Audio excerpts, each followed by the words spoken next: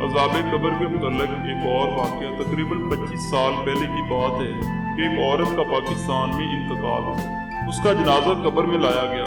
जब कब्र में रखने लगे तो देखा कि कब्र में सांप है। लोग डर गए, घबरा गए। दूसरी कब्र खोदी गई, देख लिया कि कब्र साफ है। जब मैयत को रखने लगे तो देखा कि इसमें भी वही सांप है जो पहली कब्र में था। तीसरी कब्र बनाई, इसमें देखा तो वही सांप जो पहली कब्र में था। कहने लगे ये छोड़ेगा नहीं, इसलिए मैयत को रखने के लिए सांप एक तरफ हट गया और मैयत को रखने के लिए जगह दे दी। जब मैयत को रख दिया गया तो सांप फौरन उठा और कफन हटाकर उस मैयत की जुबान पकड़ी। सारे मजमा ने देखा, सब परेशान हो गए। उसका शौहर भी मौजूद था। उससे पूछा क्या बात है।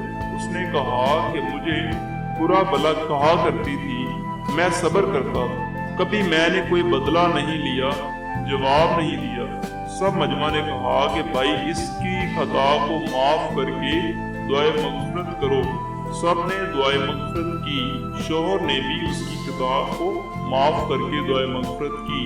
अब जो देखते हैं तो सांप नहीं है। इसके बाद फरमाया कि कभी कभी अल्लाह ताला आलिम कब्र का मंजर बंदों को दिखला भी देते हैं ताकि वो डरें और मासी से बचें।